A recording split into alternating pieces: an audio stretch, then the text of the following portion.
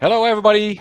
Welcome to Webinar Wednesday. My name is Martijn Lofvers. I'm the Chief Trendwatcher of Supply Chain Media. You may also know me as the Editor-in-Chief of Supply Chain Movement. That's the quarterly magazine, but also a bi-weekly email newsletter and a website. So we have a great live webinar coming up. We're going to talk about supply chain startups in Europe. And that's for the next 60 minutes. And afterwards, we have an after talk. You can talk to us directly. With me, I have three experts, I would say, on this matter. First, on the left, you see my picture. You may have seen my picture before. That's me, Martin, on the left. Next, Ludwig Hausmann, responsible for travel, logistics, and transport and infrastructure as partner at McKinsey. Hi, Ludwig. Hey, Martijn. And next to Ludwig here, we have Mathias Bosse. He is early stage VC and angel investor, and he's also founder of the supply chain management startups Handbook, mouthful, and the SCM startups.com. Hi, Matthias. Hi, Martijn. Always good to be here. Thanks. And last but not least, Emilia Jevakhoff, CEO and founder of Winddle, and she's also the winner of the European Supply Chain Startup Contest of last year. Emilia, welcome. Hello, thank you, Martin. All right. So we have four experts, including myself, on startups. We'll discuss this matter in the coming hour. This will be recorded and we will made available also on YouTube. The slides will be made available within 48 hours to all the registrants.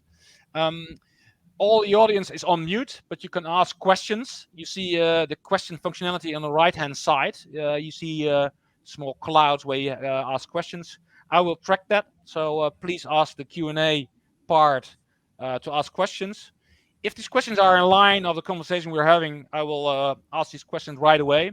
If not, we can reserve these questions for our Q&A at the end.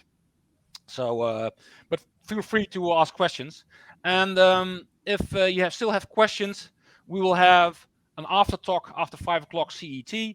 So we will join the lounge. We will be sitting at table 1. So from 5 o'clock until 5:30, you can join us and you can talk to the participants, the experts of this webinar directly in a kind of Zoom Teams meeting. So that's also a possibility. All right. So now about startups. Before we get to the startup part, Supply Chain Media has done a survey in 2020, directly after the first wave of COVID, because there were a lot of bottlenecks, upstream, downstream. We all know it. Basically, we surveyed manufacturing and retail companies in Europe. And what you see here is that in blue, that's the overall respondents. And in orange, those are the more leading companies, more advanced companies, I would say. And we'll talk about this red highlighted solutions later on. So you see a lot of demand for end-to-end supply chain visibility. And also Emilia will talk about that later on. Prescriptive supply chain analytics in planning, that's also coming up. Supply chain network design, digital twins is also a new flavor, I would say. And real-time transport visibility is high in demand, and we'll talk about it later on also in the funding of certain vendors. And supply chain risk management is also a software type in demand, especially after COVID-19.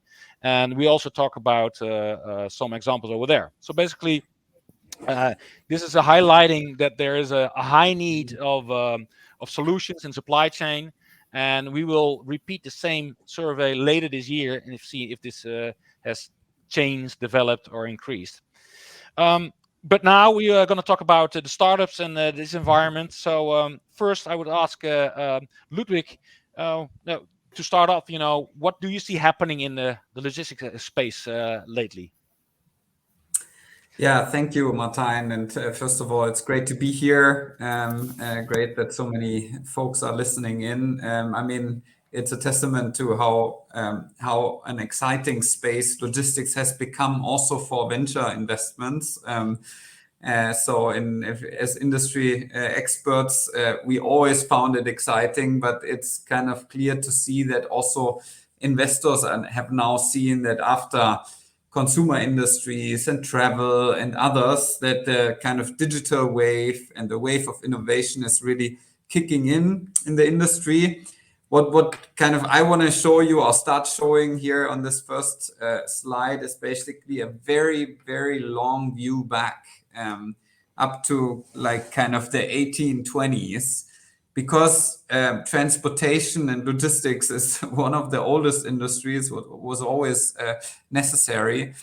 And innovation has managed to decrease the kind of real cost of transportation year after year, decade after decade. So you see it here on the different transport modes. And so the efficiency gains we have seen in logistics are just massive, even before digital and startups, kind of as we know them, are now kind of taking shape. But obviously, the question at hand is more what's happening right now and what's happening kind of these years. And that's what we have looked at. First, before to go there, now this graph is going down and down, but now in the last 2 years, you have seen that ocean freight has raised again. So maybe the costs are still going down, but the prices are going up. So what is your view on that in this whole matter? If you look at this graph. Yeah, I mean, it's a good question, probably, Martijn. In a greater scheme of centuries, this kind of last 18 months will only be a blip and a short kind of uptick of the market. But it's clear to see that kind of in 2019, the logistics cost and cost of global trade has been coming so far down that as a share of a product we buy, it's become minuscule. And it was probably clear that kind of can't go down forever onwards. And that's what we are seeing now. And kind of disruption in trade and logistics always creates shortages, capacity bottlenecks. So the remaining available capacity gets pushed up in price. But we as a firm also forecast that this year we're going to continue to see high yields in all modes of transport. But already next year we see a normalization. That normalization might be at 1.5x the yields of pre-crisis or 1.3x. We have to see, but probably slightly above. Yeah, right. Okay, so McKinsey has done a lot of analysis on startups. So maybe I can explain what you have done. Yeah. So what we did was we felt that there are a lot of sources out there to screen the market for venture investments, but none that takes the lens of a logistics industry and also the segmentation, how the logistics players themselves structure the industry, from courier parcel express to freight forwarding to contract logistics to air and ocean freight. And we just wanted to kind of have a view through that lens. So what we looked at is kind of all funding that we see going into logistics business models. We have now over 500 startups in our samples, all of which have attracted venture funding of $5 million or more. They by now have kind of attracted funding of over $80 billion. And we look back 10 years, so that's kind of over a decade. And I will show you basically the split over time and through segments and by regions and so on in a moment to shed more light. But in the larger scheme of things, if you compare to fintechs, it's quite large. This 80 billion. It's not small anymore. No, I mean there will still be areas, so e-commerce, web shops, and kind of software as a service startups, kind of more general fintech. They might all still be sectors that attracted more funding, but compared to what we have seen 5 years ago, logistics is on the map of investors now, very clearly. All right. So how did you analyze the whole market?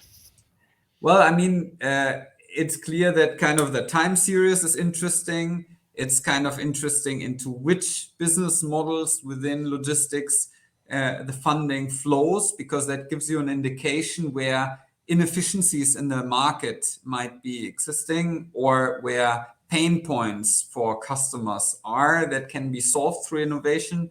And then we cut it by region to see kind of in which region the funding is attracted mostly. And then we also looked at kind of the dynamic over the last 2 years. Were there any kind of direction changes observed in the funding through COVID? Clear. Maybe you can start with the general development of the whole logistics startup scene. Yeah, sure. So on this page, and kind of it's easy to see and to explain, the sample set that we are looking at of successful startups attracting more than 5 million funding was kind of almost inexistent 2010 till 2013. Then in 2014, it slowly started. And then since 2015, we see a pickup in larger funding rounds and also more funding rounds. So the blue graph here on the page is basically the number of funding rounds going into those by now in total 500 startups in our database. And then the white bar charts are actually giving you the number or the total funding by year. And what you see is that kind of in 2018, the first huge rounds were placed on logistics assets when SoftBanks and the likes really went into funding logistics startups. And then 2019 was a bit of a kind of pause year, and 2020 would probably have exploded unless COVID would have hit. But as COVID hit, and the investment was muted for some months, but still the year achieved a 12 billion funding. And then kind of last year was completely unleashed with almost doubling to close to 25 billion. And 2022, by the way, is also off to a flying start. Many of you might have seen that day after yesterday, Flexport has been funded with 1 billion almost. Yeah, and also a Belgian startup, Deliverect, raised 150 million last month in January already this year. And by the way, we'll also later this hour, I will get to the survey I did among startups in the last few years. So also on that perspective, we have some interesting findings how COVID has impacted the whole startup scene, especially in Europe. Yeah. And maybe you can go further deep down. And I have seen Alexander posting a question. We will get to the answer of your question a couple of slides later, so stay tuned. So this page is basically the core of the structuring of business models that we have done. So where we, and two kind of ways to read the slide, obviously kind of you see business models on the left and then the attributed funding over the entire time series, 2010 till end of 21. But then you see the color coding as well, which buckets these business models into courier express parcel, so last mile delivery business model, in storage, warehousing, fulfillment business models, in kind of freight transportation business models, or in pure tech business models. And what you see is that kind of these last mile delivery platforms attract the highest funding. These platforms that promise instant delivery, same day delivery, a lot of kind of convenience for consumers. And that amount of money was funded, although we excluded pure food delivery platforms like, the delivery heroes, Uber Eats, DoorDash of this world, because they are not really logistics business models, and they are is so highly funded they would have distorted this picture. Yep. But still, on-demand last mile delivery platforms attract the most. Road freight, as biggest logistics sector of all, comes in second with a lot of kind of marketplace solutions. Then in the emerging markets, we also see classical last mile parcel networks, so next day delivery, including sorting centers and all of that.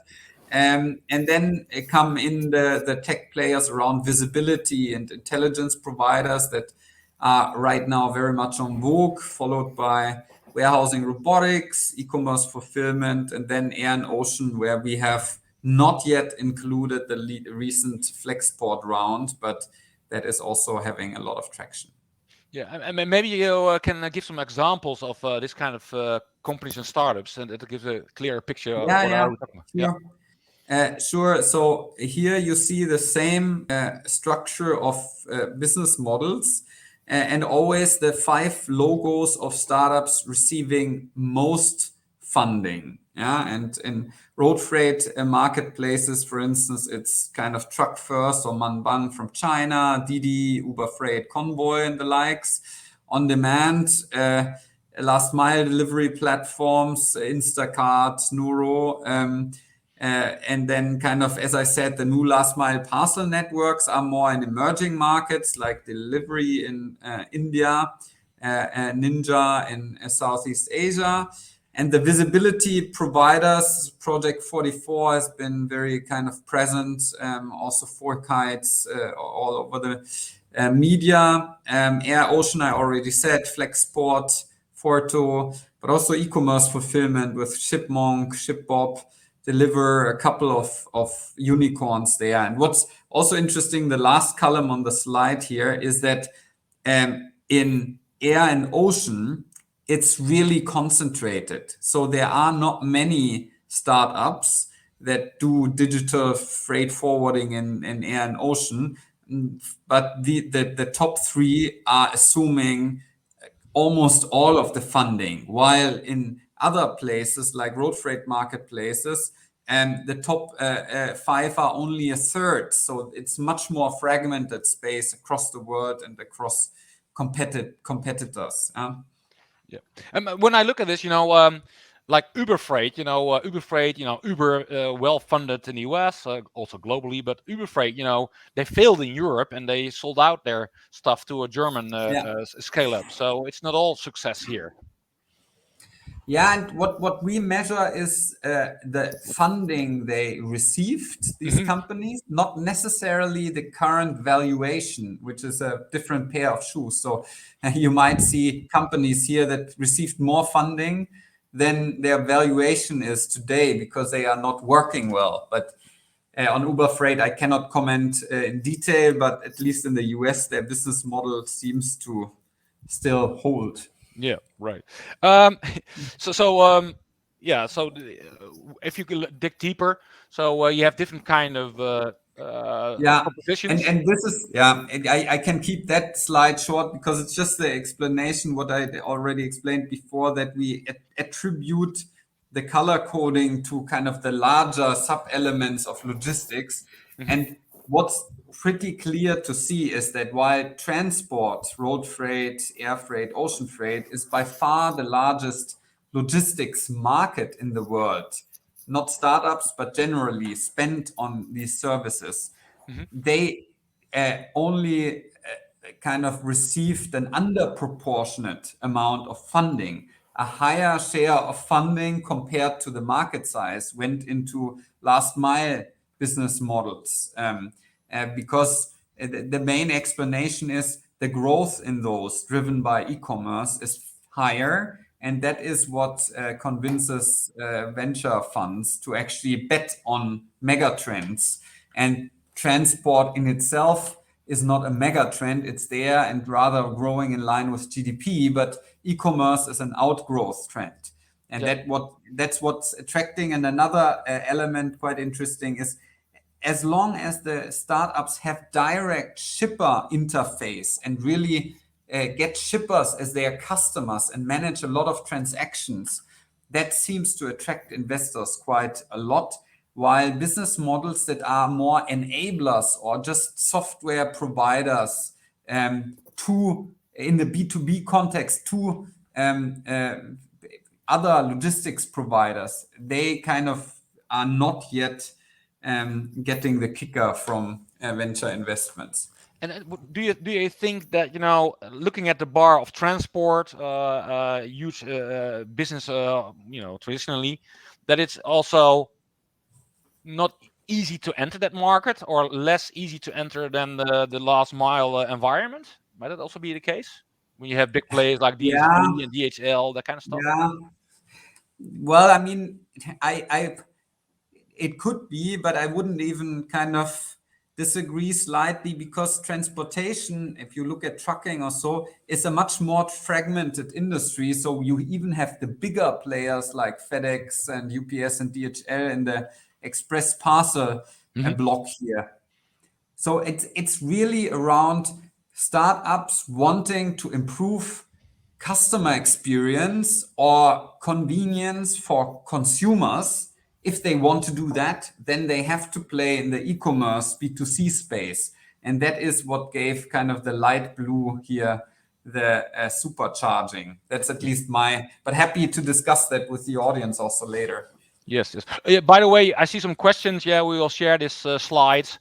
But if you have questions to the experts, please don't use the chat, but the Q&A functionality. Just write next to the chat. So the third from the left or the second from the right. That's the questions functionality to ask questions. I'll pick it up. Yeah, I think that the last mile is more sexy, but I think that there's more to gain in the transport area. But maybe you can also explain more about the segmentation according to regions. Yeah, and there was a question also before from the audience. Yep. So what we did here was first column on the left is total kind of logistics funding, startup funding by region. You see 32% North America, 56% Asia Pacific, including China. China is a huge share of that. Only 8% in Europe. And now people could say, yes, in Europe, the general venture funding scene is less vibrant than in North America or Asia. And that's true. But that's why we put side by side the second column, which tells you the overall venture funding share by region across all industries is more than half in North America, 28% in Asia, 16% in Europe. And what struck us was that Europe, in terms of logistics startup funding, attracts only 8% of all logistics startup funding globally, while it at least attracts double the share of the general industry startup funding, which is quite remarkable, because if you think about logistics as the entire industry and where logistics giants and logistics revenue company are headquartered, then you see the third column here. So logistics revenue, 46% of global logistics revenue is generated by European companies, not only in Europe, because we have the DHLs and Kühne Nagels and DSVs based in Europe, but it's a stark contrast between Europe being the capital of logistics incumbents and being basically the laggard in terms of logistics startup funding. Yeah. So that we found quite interesting. I was wondering, you have some European unicorns like Booking.com and Spotify, so that will change maybe the picture a bit. So, but do you expect this will change in the next years with more European supply chain startups and logistics startups? I very much hope so. I mean, what's clear for me, we need to achieve at least a fair share so that Europe also is at 16% of logistics startup funding. But one explanation could be, but to be honest, I don't think it is, that if the big incumbents are based in Europe, then innovation happens through corporate funding of kind of own innovation, IT investments, CapEx or whatever. And therefore, in our regions, we don't need as many startups. But I wouldn't follow this logic, because startups always go into market inefficiencies and improving customer experience. And that's equally important in Europe. Yeah, I spoke to the founder of Zalando, and Zalando is a spin-off of DHL. But you don't see that Zalando is very successful, maybe to some extent, but not so successful if you compare it to other scale-ups or startups in the market in the US. So I don't see it happening. But Matthias, what is your view? Because you are on the European area more into this field. What do you see if you look at this picture?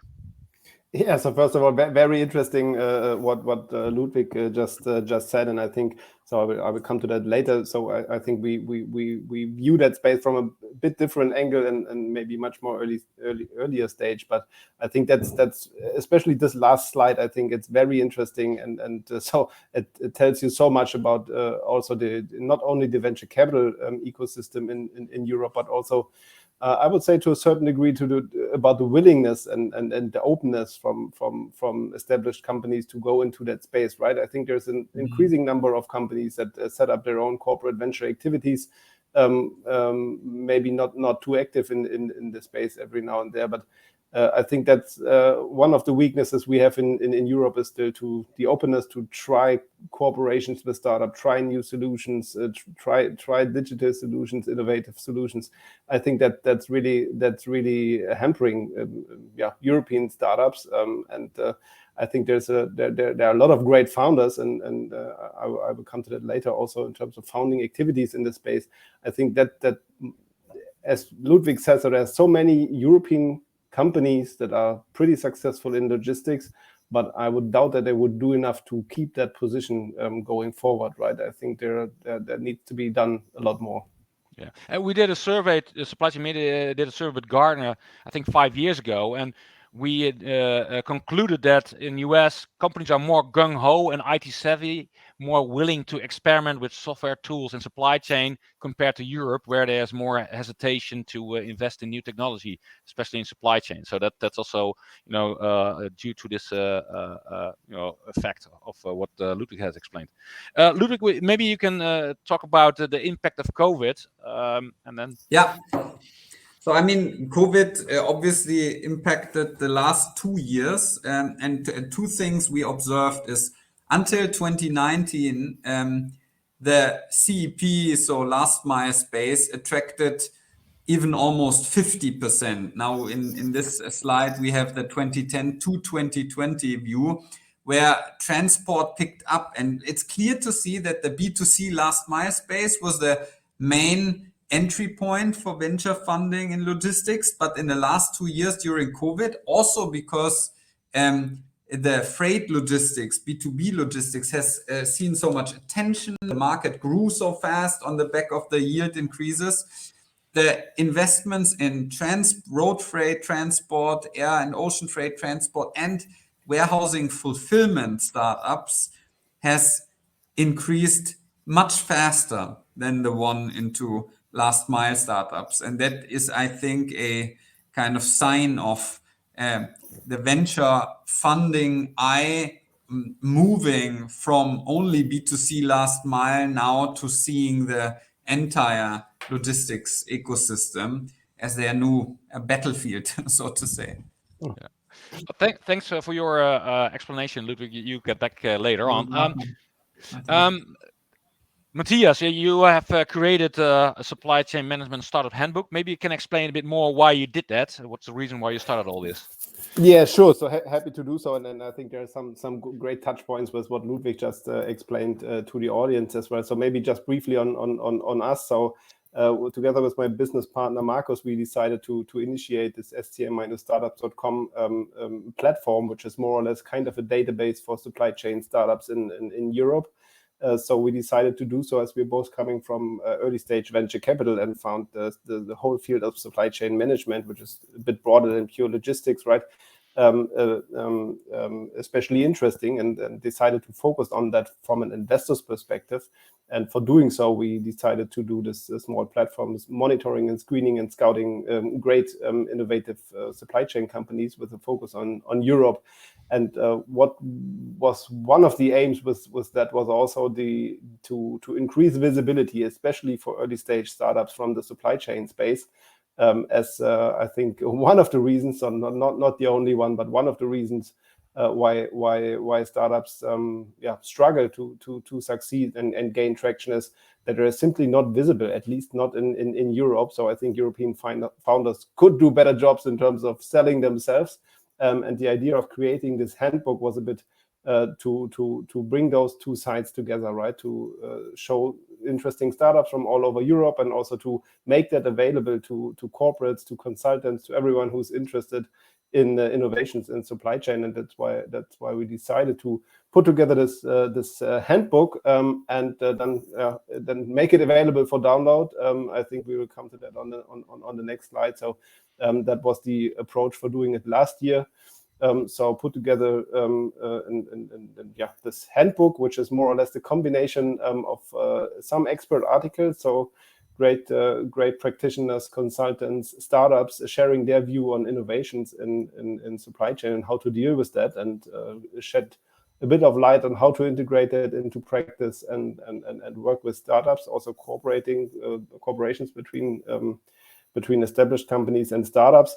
The core of it basically is then to really introduce those companies. So which we did in form of those profiles. So we put together 215 company profiles from early stage startups and up to scale up. So also the Zenders and Instafreights and a bit more established startups. And I think our focus was pretty much on the early stage stuff. So as Ludwig mentioned, that they focused a bit on those startups that have raised at least 5 million euros. I would say the majority of the startups we have in that handbook has not raised 5 million in venture capital or in capital in general.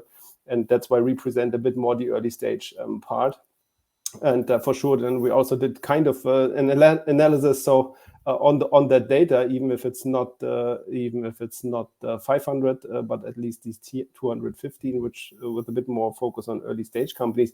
And I think that's pretty much in line with what Ludwig said earlier. So because topic wise, we found a lot more companies that are a bit more techie, I would say. It's not the last mile delivery and digital freight forwarding space, which is, as a business model, also speaking from a VC perspective, a bit easier to understand. But all these visibility solutions, automation things, procurement solutions, planning tools, etc. So that's much more into the operations of supply chain, I would say, and that's a bit more difficult to understand for VCs, or at least they have to work their way into that space to understand the market dynamics. And that's to me, it seems a bit like a kind of a second wave of foundings in this space, and that's also maybe following the great examples of those companies that have grown so much, like as we said, this last mile delivery companies, the Zenders, Fortos, and others that have more or less drawn the attention also of other founders or possible founders to that space. And that's something we can also see from the numbers, that founding activities or number of companies founded in supply chain has increased dramatically after 2013, 14, 15. So there's a lot of more founding activity also in Europe. And that's great to see. And I think that's somehow, as Ludwig also pointed out, that VC funding is more shifting towards a bit more software-driven, more techie stuff. I think that's absolutely also in line with trends in venture capital, as more and more funds then decided to focus on B2B software cases. And I think, so if you are a B2B software investor, then supply chain as a segment is absolutely one of the fields you want to be in. Yeah, but I've read the handbook and I contributed also to the handbook itself. But it is also useful for manufacturing, wholesale, retail, and logistics service company to look for innovations, to look for a solution for their challenges. So this is not only of interest for investors, but also for users to download the handbook and go through it, because there's a lot of innovation represented by all these startups. Yeah, absolutely, and I think that was the whole idea about that. Not only make it available for investors who want to find new investment targets, but also for corporations of all kinds that are looking for innovative solutions. Because I think from so many talks with corporates, I think we got the feedback. Okay, that space is not only crowded, but it changes so fast, right? And we don't have the resources and the time to investigate in all of this and try to understand what's going on and who's in business, who's out of business, who's how mature, with whom could we work in terms of how big is that company already. And I think that was a small contribution to deliver some information free of charge and and connect all these different stakeholders. Yeah, interestingly enough, we also have some research done since 2018. I will get back to that later on with an overview of supply chain startups in the maturity matrix. What's interesting to see, it's quite scattered. When you look at geographies, the cities, it's quite scattered to all over Europe. And maybe that's also due to, the lesser investment is also due to the fact that the whole scene of startups is scattered all over Europe, not in one Silicon Valley. So that might also be a reason why you don't have that much investments. Yeah, for sure. I think that's somehow kind of a challenge for Europe as a whole, right? So not only in supply chain, but also in other areas of VC funding. So you have 27 different nations, right, within EU, or 28 even. And so a lot of local and regional things and hurdles and differences. So I think that makes it not easier for startups to scale also in Europe. But I think that's one of the general problems. I would say it's not exclusively for supply chain. Yeah, and this is just a good example, I think, also for the audience, anyone who's interested. So that kind of the profiles we put together, just a one page profile with the basic information of each of these startups, including the contact data in case they want to reach out, and kind of condensed description, what they really do, what is their USP, what is their target customers, right? So that's for many websites, as you know, Martijn, it's not always easy to understand what these startups really do, and I think this is what we tried with these profiles, to be a bit more concrete and a bit more oriented towards the practitioner to understand, shall I reach out to that company, to that startup? Is that a potential cooperation partner? I think that is, maybe it's a good starting point. It's not more than this, right? But still saves a lot of time, I would say. Yeah, and interestingly enough, we have done similar research in the last few years, and I will get to that later on, right after this. But you look at pre-wave on one hand, it's heavily supplier relation ship oriented, so it's more like risk management upstream, whereas Sendify is more downstream. So that's quite interesting. And the similar kind of information we ask from the startups to come to our maturity matrix. So you see here, this is our maturity matrix from 2020. So we started out the similar matrix in 2018, and we asked similar kind of information Matthias did for his handbook. And what you see here, it's quite interesting to see that in 2020, you see on the left-hand side, the ocean freight forwarding area, maybe also air and ocean. You see a lot of investments over there. Between the green line, so above the line, that's the scale up, I would say, raised more than 2 million. That's kind of a frontier of viability, I would say, between startup and scale up. You see a lot of large investments in that area. And below the green line, you also see some scale-ups of startups coming up. On the right-hand side, you see road freight matching, also heavily investments over there with Sender, mentioned already with Matthias. So there were a lot of investments over there. And also on the totally right side, you see the last mile delivery, also a lot of investments. So that's quite interesting to see. In the middle, also we have positioned blockchain in startups and investments, and you see also a lot of visibility left from the middle, a lot of IoT area, and interesting enough, with the dotted lines, you see on-demand warehousing, what we call the Airbnb for pallets. You see Sharehouse, Stoga, Spacefill, StockSpots, Codat, Warehouse.com. That used to be a segment that there was a lot of potential, but what you see later on in the next slide, you see that we left out this category because there was not much going on over there. So in 2020, we left out the on-demand warehousing, and sustainability took that place. So that was a new part of it. You see the dotted lines, Spacefill, StockSpots is emptying out. But also you see another category, visibility, also huge demand over there. And one of the startups over there is Winddle. And we have positioned Winddle as a startup over there. Maybe Winddle is now a scale-up.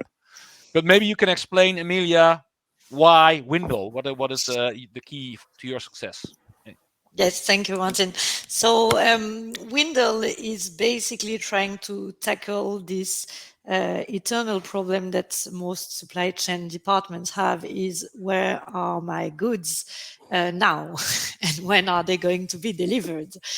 So basically, our mission is to streamline all the purchase order execution flow and be sure that all the different parties that are working on a daily basis on the purchase order execution have the good tools to manage it in an efficient way in order to ensure that the supply chain is performant to meet the global business objectives. And when I'm talking about the global business objectives, it's of course economical objective, but now also objective in terms of sustainability also, which is clearly a new trend that has gain in terms of consideration now for the supply chain departments.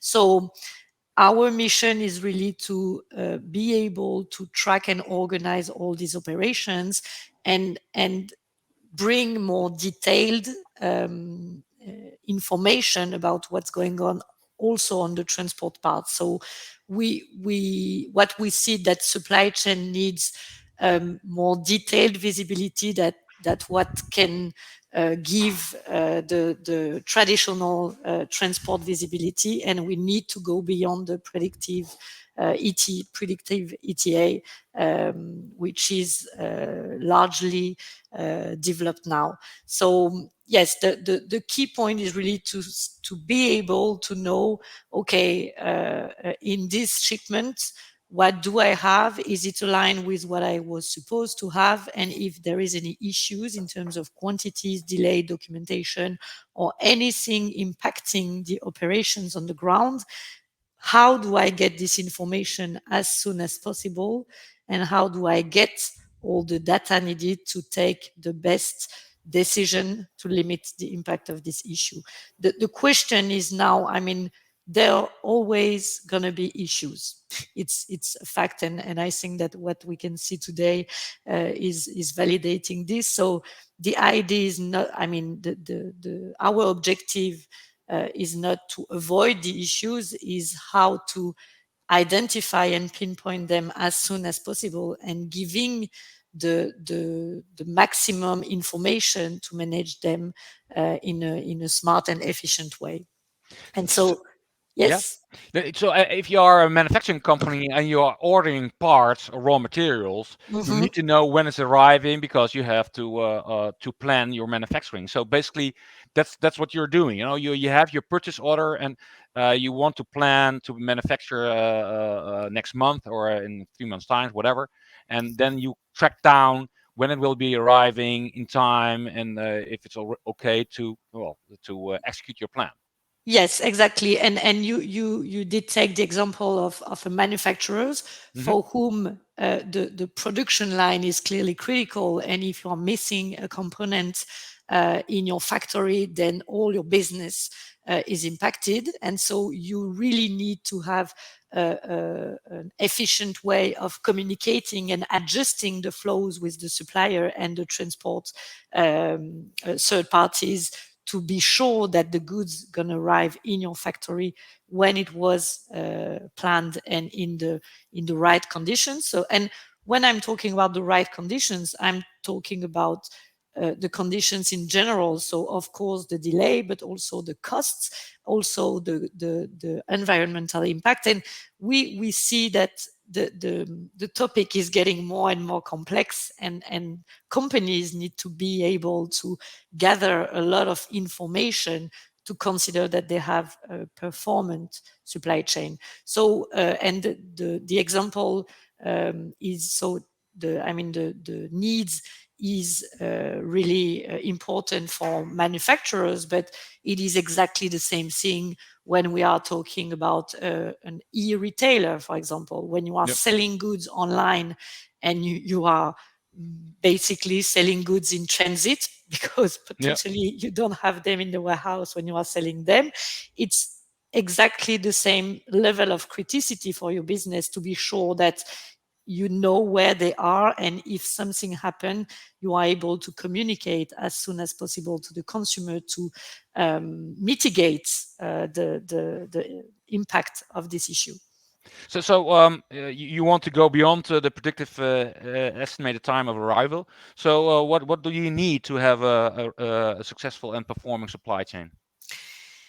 So yeah, it is basically we are talking about an extended visibility. I think that in the last years the market focused on the transport part, but it is clear that you can't be performant on your whole supply chain if you only get a full and detailed visibility only in the transport part. You need to have an end-to-end management, and so meaning that you are able to collaborate and to gather information from different third parties. So our idea is really to go from the moment when your purchase order is placed up to when it's finally delivered, embracing the transport parts and all the collaboration with the freight forwarder, the shipping companies, and so on. So this extended, it's both in terms of process frame, in terms of time, and also in terms of third parties that you are talking about. And so the network-based approach, having in mind that supply chain are, complex, and you need to be able to connect different parties, suppliers, freight forwarders, of course, but also quality service providers, custom agents, or so on, and be sure that everyone has the information needed to optimize and maximize the performance on the operational ground. So this is the first point. And the second one is really to get micro and macro information to control where the goods are at any step of your supply chain. So it's exactly the same. I mean, it's this idea of saying, okay, my cargo is going to be delayed, and so I have a predictivity of 3 days. Okay, bad news, but what you can do if you are not able to know exactly what are the products that are inside the container and what is the business priority of those products. And so our idea, I mean, it's not an idea, you need to have this product SKU granularity information to take the best decision for the business.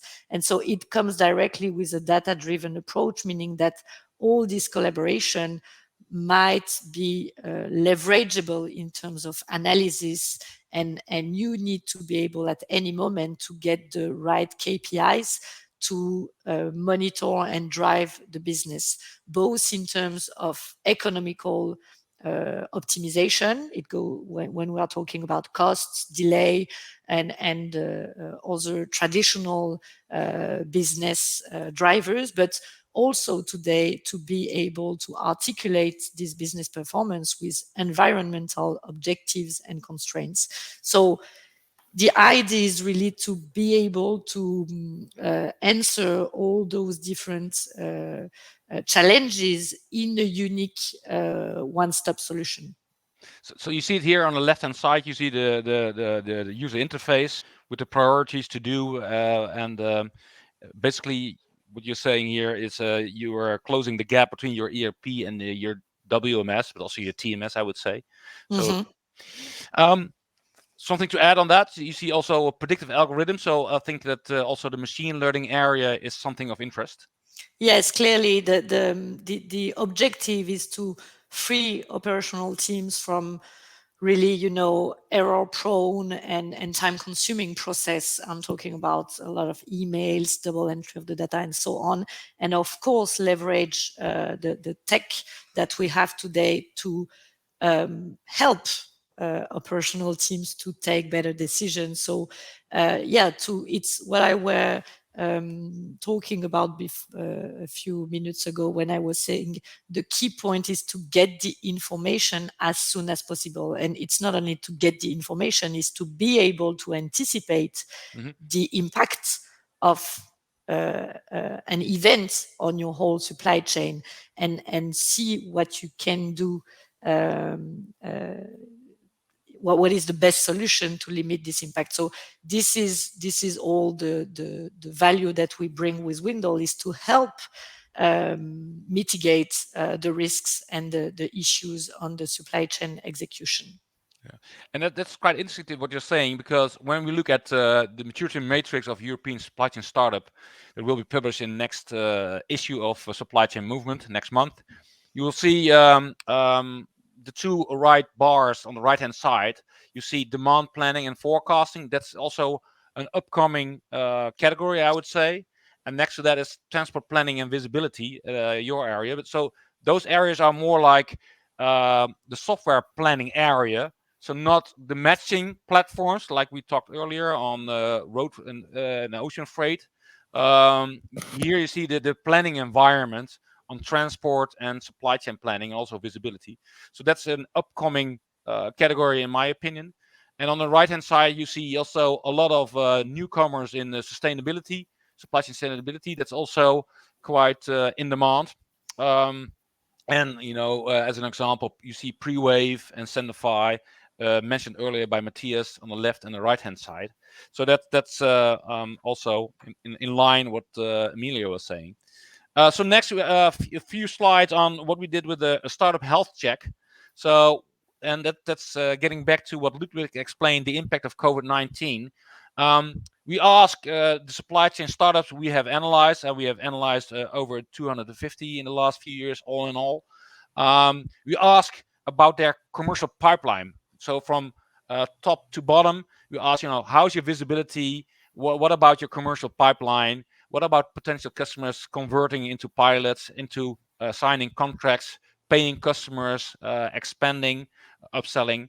How about collaboration with industry partners? And how about uniqueness of your solution? How about the easiness to attract new employees and to attract new money? And how about your international expansion? And what you see here, in general, startups are very gung-ho, enthusiastic, and positive. What you see here, in 2019 Q1, they had some difficulties to sign contracts with prospects. So that's one thing. And the easiness to attract was not that high. So that was what we saw in 2019. Then 2020, interestingly enough, did a similar thing, and then it's all turning to red. So the visibility in Emilia was improving, but basically the startups were hit. What we saw that they had, when you hear this is the previous one, and this is 220, a lot of red. So less commercial leads in the pipeline, potential customers, prospects, and paying customers to expand their current usage. Also, the international expansion was turning down. So startups were getting back from their international expansion plan, and because of COVID-19, they couldn't travel. So that's what we saw in 2020. And finally, we did it last year again. Then it's getting green again. So what we see now, what as a response from the startups, the founders of the startups, there's more pilots in the pipeline. Upselling is getting better. The easiness to attract new funds is way better than 2 years ago. And also the international expansion is getting better.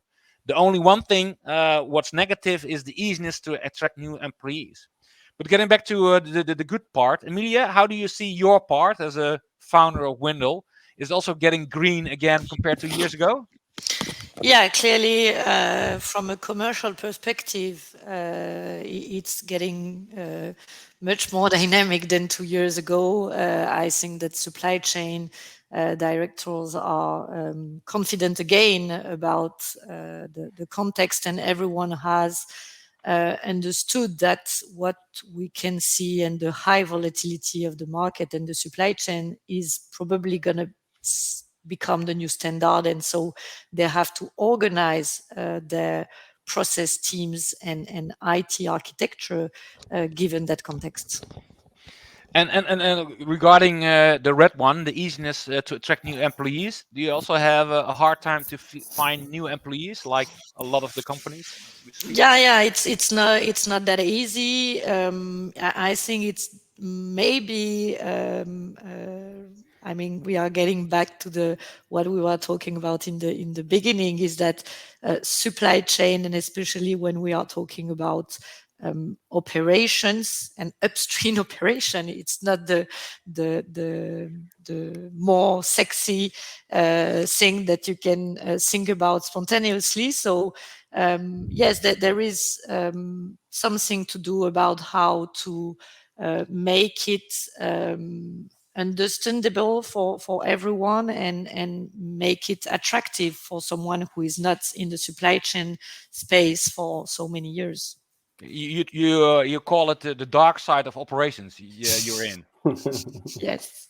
Yeah, and when you see another thing, and we discussed it earlier with the three of you, the uniqueness of solutions. They are all very positive that their solution is unique. What about you, Mathias? Are they right? Are all their solutions unique? So it were good if it were so, but so I would say so. It not always is the case, right? And I think that's also some of the specialties, I would say, in more techier fields like the supply chain, is that especially those startups working on applications for critical applications on the customer side, maybe they don't early enough can iterate and understand if their solution is really unique and working, because they're working a long time building their products without having the possibility to test it and work on pilot projects. Because on the customer side, a lot of companies don't want to make experiments on super critical systems, right? And coming back to what we said earlier, so that's also due to the fact that most of them are not very open and to take the risk and try out new things, right? And maybe that's every now and then, not always, but every now and then, maybe there's some startups lack the possibility even to gain really market feedback on their solution. Yeah.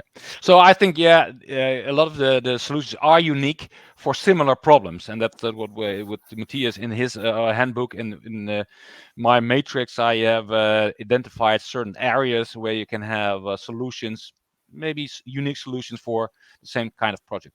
We're almost on the hour. We have 2 minutes to go, and then we go into the after talk. So Ludwig has a nice wrap-up slide. A few comments, Ludwig. You have different angles to look at this whole startups, from a 3PL area, from the supply chain managers, OEMs, startups, and investors. What do you get out of it before we get to the So I mean, as many of you know, we as a kind of consulting firm are mostly serving executives in logistics players, but also in kind of manufacturing or consumer goods companies, that retailers that just solve supply chain issues. Therefore, kind of for us, it's also important to draw the implications and conclusions of the startup funding trends for those guys. And when we typically discuss with them, the questions are kind of, is for logistics players, is your offering, kind of your presence, the customer experience, keeping up with what startups are offering, or where do you need to catch up? And will you catch up by organic development or by acquiring one of these startups? How do you keep up kind of digitizing your processes, keeping up with the kind of disruptive threats that we are seeing in the funded startups? And lastly, not to underestimate, as this logistics is always been an ecosystem. I know this term has come up when kind of e-commerce was built, but it has been an ecosystem, because to get a good from China into a warehouse in the Netherlands, you basically have 7 or 8 participants in the value chain. Therefore, how do you cooperate with startups to kind of serve your customers better? And these are key questions that we discussed with executives and that are relevant questions. And same you can actually ask to supply chain managers that might have a different problem statement, but they are looking for similar answers. And then lastly, obviously, kind of, I'm also invested in startups myself. I do think that it's very interesting to also discuss with them how they see their path to scale, how their kind of path to profitability of the unit economics. Even though they have great solutions sometimes, it's just hard to see that path. Can we kind of help them there?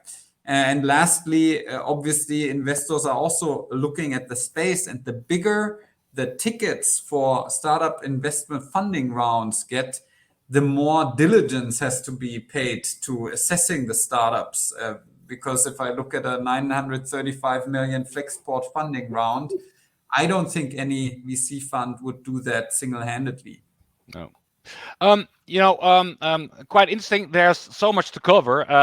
Q&A. I see some questions, a lot of questions popping in, but I would suggest to do that on the after talk, because they are very detailed and they go all over the place. So if you want to ask this question directly to our experts, please join us in our air meet after talk right after this. We are at table 1.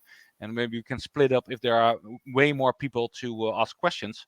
So with this, you see more to read, the matrix, the handbook, a report that will be updated probably by McKinsey, and also some information about Winddle.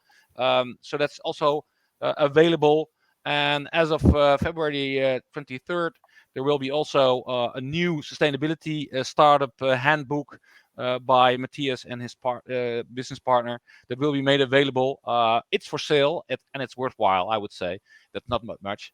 So with that, I would like to wrap up, and I would like to thank the audience for watching, and maybe I'll see you later in a minute in the lounge.